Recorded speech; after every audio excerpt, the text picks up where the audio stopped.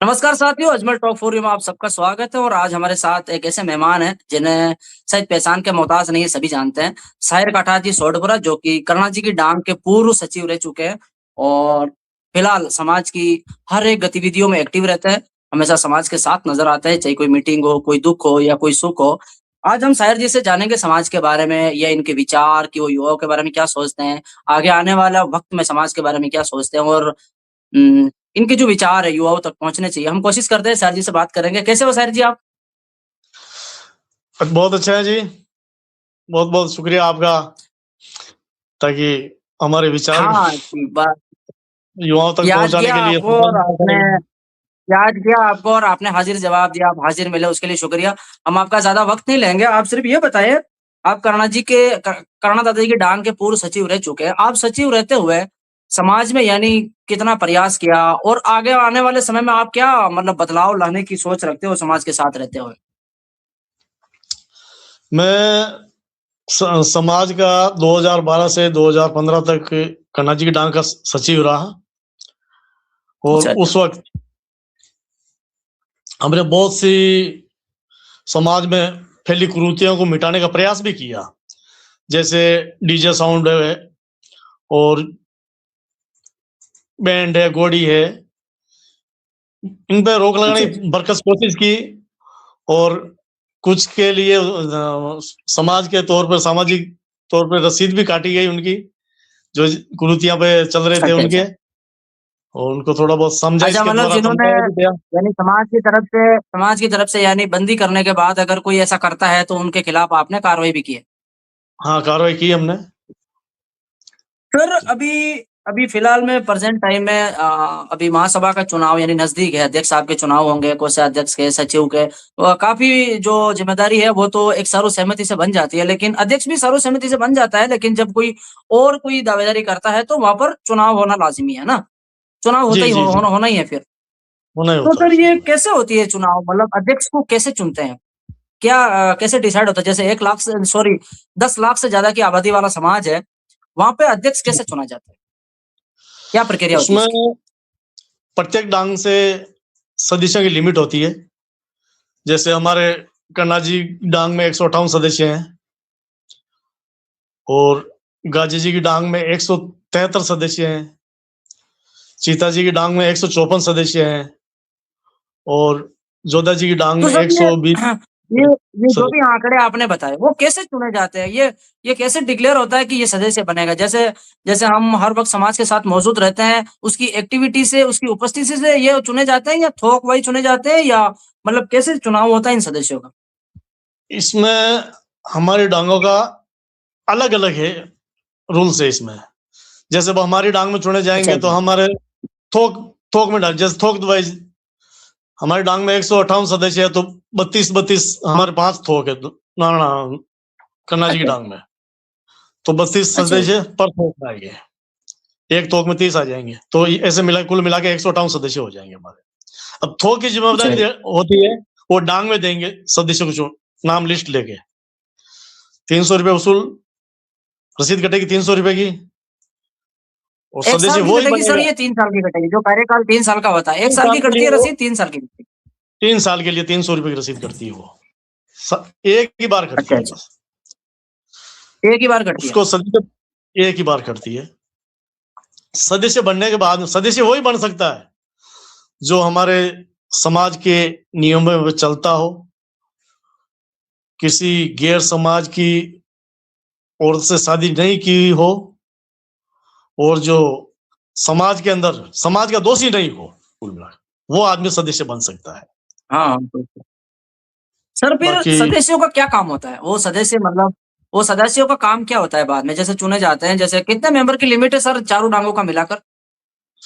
600 है वैसे, 600 सदस्य हैं, हाँ, जैसे 10 प्लस हाँ, 19 हाँ, हाँ। सदस्य संरक्षक सदस्य में आते हैं। 19 प्लस 19 सदस्य हैं, जो संरक्षक सदस्य में आते हैं। सर ये सदस्यों का फिर क्या काम होता है?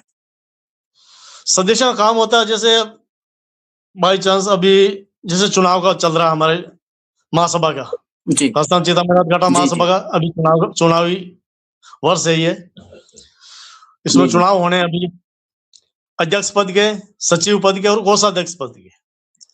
अब जैसे जी सचिव पद से गाजी जी की डांग के माधु जी मार साहब निर्विरोध हो गए, तो वहां पर चुनाव की आवश्यकता नहीं अच्छा हुई। चीता की हम्म डांग पीर हराज जी चीता जी की डांग से साजन जी चीता जी मखरेड़ा वाले कोषाध्यक्ष हो गए, तो वहां पर भी चुनाव की जरूरत नहीं होगी। अब रह गई अध्यक्ष पद की, तो अध्यक्ष पद हमारे कन्ना जी की डांग में है। तो यहाँ से अगर 3 तारीख तक 3 तारीख 12 या 11 बजे पहले पहले आम सहमति नहीं बनती है किसी एक हम्म। व्यक्ति के ऊपर, एक उम्मीदवार के ऊपर, तो फिर चुनाव होना लाजिमी होता है। और फिर वही जो तो सदस्य सर होते ये हैं। चुनाव, सर मेरे को ये जानना है आपसे, आप समाज से बहुत जुड़े हुए हो, आपको ज्यादा जानकारी, हम तो अभी बच्चे हैं। जब ये चुनाव होता है 600 सदस्य वोट करते हैं, वही अध्यक्ष बनता है, ऐसा ही है ना सर? जी जी जी। तो सर 10 लाख की आबादी वाला ज्यादा आबादी होगी, उसमें 600 लोगों का वोट करना, मुझे लगता है जहां तक चला आ रहा है वो अच्छी बात है, लेकिन अब उसको थोड़ा बदलने की जरूरत नहीं है कि 600 की जगह अगर 6000 हो या 5000 हो तो क्या, मतलब वही मेंबर जो सदस्य होते हैं, जब हमें कहीं जरूरत जी पड़ती है तो वो 600 लोग ही हाजिर नहीं होता है, कम से कम उसमें 50% मान लो, जैसे 300 लोग हाजिर है, तो वहां की जगह अगर 5000 सदस्य होंगे तो क्यों ना 2500 लोगों को हम एक फोन पे या अब कहीं मुसीबत में हो समाज तो इकट्ठा कर सके, क्यों नहीं? उनकी लिमिट सीमा बनने की, या बढ़ा सकते हैं इसे या नहीं बढ़ा सकते, मतलब इसकी कोई लिमिट है कि ना 600 ही चाहिए? नहीं, बिल्कुल इनको बढ़ा सकते हैं। और मेंबर बढ़ाने की जहां तक बात है, तो अभी तक फिलहाल तो अपने 600 मेंबर की लिमिट रखी है। जी अभी इसमें संविधान, हमारा संविधान में 600 मेंबर की लिमिट है। तो इसमें अगर अभी आने वाले वक्त में जो हमारे नए अध्यक्ष साहब चुने जाएंगे, नई कार्य समिति चुनी जाएगी, उसमें बैठ के निर्णय लेंगे कि भाई 600 को कितना तक बिल्कुल बढ़ा सर, जाए। देखो कानून कानून बना है, संविधान बना है, उस वक्त के उस हालात पे बना है। जैसे डॉक्टर साहब ने भी, अगर भीमराव अंबेडकर साहब ने भी अगर कोई कानून बनाया है, और हमें आज के वक्त में अगर किसी कानून में संशोधन करना होता है या बदलाव करना होता है या नया बनाना होता है तो बन ही रहा है ना सर कानून। तो क्यों ना जी बन सकता है अभी भी कानून, कोई भी संविधान चेंज हो बिल्कुल। सकता है, या बना हुआ उसे रहने दो, कुछ चीजों में संशोधन हो सकता है, बदलाव हो सकता है, जिससे आगे हमें फायदा हो। तो इस कुछ यानी चीजों पॉसिबल है में या नहीं है? पॉसिबल है, यानी पॉसिबल ऐसा है, ऐसा हो सकता पॉसिबल है। है? बिल्कुल हो सकता है, बिल्कुल हो सकता है ये। और इस बार जी, हम हमारी ये कोशिश आपकी रहेगी, जानकारी। इस बार नई कार्यकारिणी जो भी बने, जो भी अध्यक्ष बने, उनकी जी जो भी सर, कार्यकारिणी होगी उसमें ये हमारा प्रस्ताव भी होगा कि सदस्यों की लिमिट को बढ़ाई जाए, बिल्कुल। इसमें संशोधन सर करें। मेरे को एक बात जाननी थी, जैसे समाज का जो भी फंक्शन होता है या कहीं समाज परेशानी में आती है, जैसे किसी व्यक्ति के साथ अन्याय हुआ है, तो वहां पर हमें सरकार से कुछ मांगे मांगनी होती है, नहीं मानते तो हमें कुछ वक्त के लिए बैठना भी पड़ता है।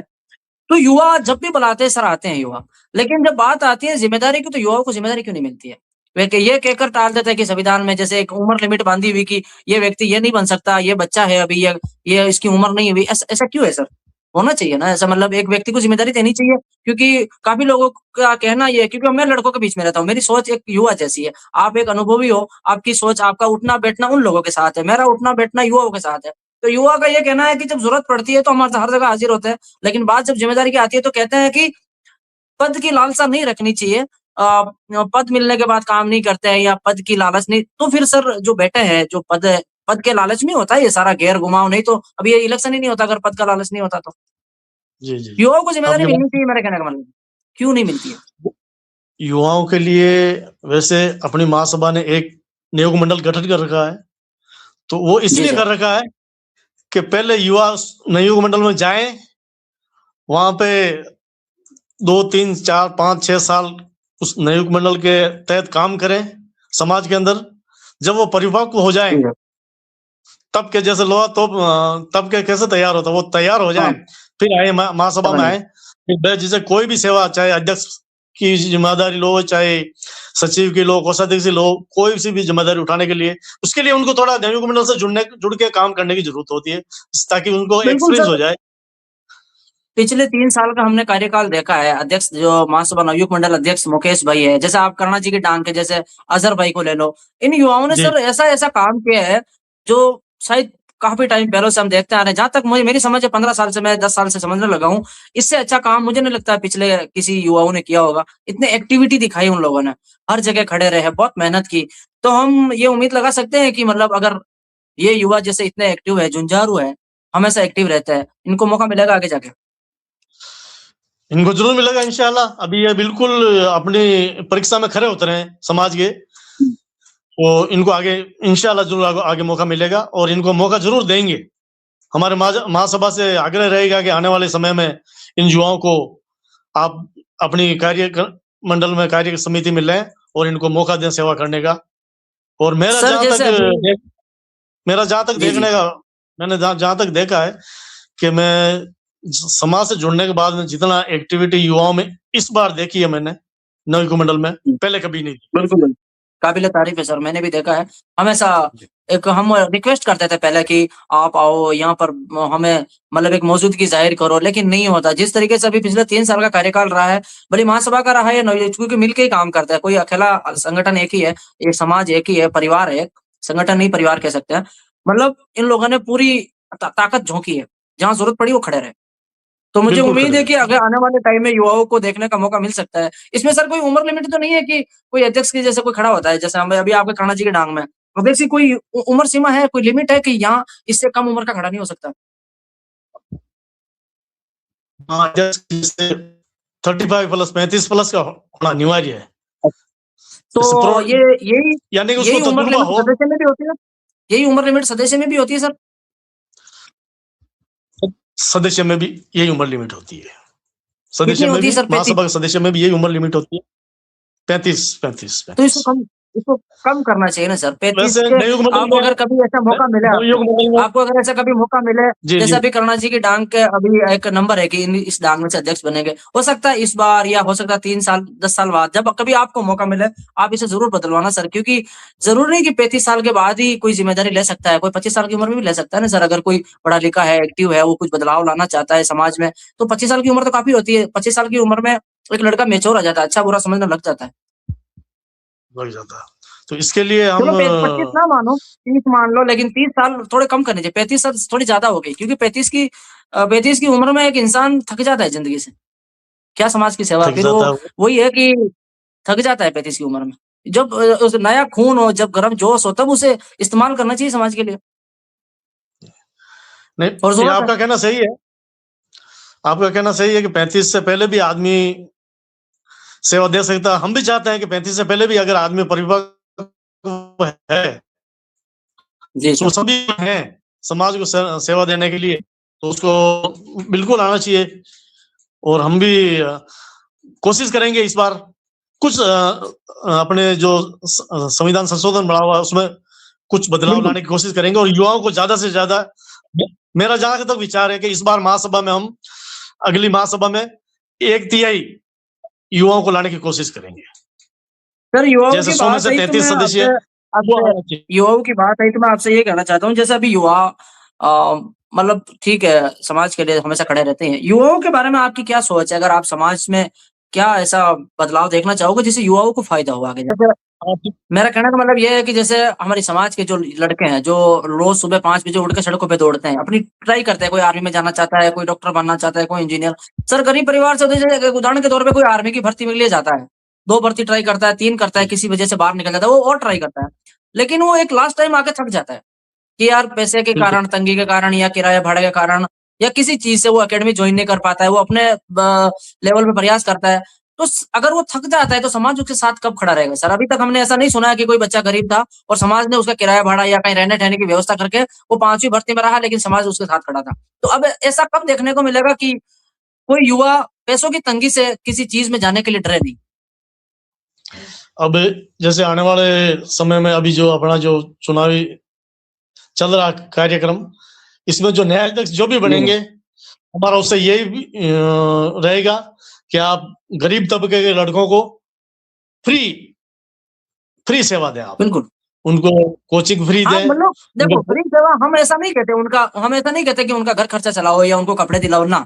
जब वो कहीं जाते हैं किसी ट्राई के लिए, किसी चीज़ के मिशन में जाते हैं, वो जैसे कोई भर्ती की आर्मी ट्राई करने जा रहा है, कहीं एग्ज़ाम देने जा रहा है, वो 5-6 बार पहले जा चुका है, लेकिन किसी वजह से वो मिस रहा रह रहा है, वो उसकी तैयारी करके दोबारा जाता है। लेकिन जब पैसों की तंगी आती है, घर वाले हाथ पीछे खींच लेते हैं, क्योंकि गरीब आदमी मज़दूरी कर के भेजते हैं, तो फिर वहाँ समाज की ज़रूरत पड़ती है सर। नहीं तो फिर वो 1-2 राउंड के चक्कर में वो फिर बचा रह जाता है, उसकी ज़िंदगी खराब हो जाती है। तो वो पास हो या ना हो, लेकिन समाज का सहयोग तो उसमें बहुत ज़रूरी है ना सर। लोग आस करते हैं उसके ना लिए समाज की। हम उसके लिए हम ऐसा करेंगे कि उसके लिए अलग अलग बजट हम महासभा में वो मैं ऐसा कोशिश करेंगे वो आने सर मैं वाले इसलिए बोल रहा हूँ, देखो सर वो मैं इसलिए बोल रहा हूँ कि 2019 में या 2020 में अजमेर भर्ती थी, सब समाज ने 2 बसें भेजी थी, आपको याद होगा। बच्चों को वहां ले जाना, जी जी रहने की व्यवस्था, फिर वापस लेके आए। तो ये अच्छा लगा मुझे उस टाइम, लेकिन ये कंटिन्यू क्यों नहीं रहा? कंटिन्यू रहना चाहिए ना सर। मैं ये नहीं कहता हर भर्ती में लेके जाओ, लेकिन जो बच्चे सेलेक्ट करो उन बच्चों को, उन परिवारों को जिनकी आर्थिक स्थिति कमजोर है, फिर उनके साथ खड़े रहे।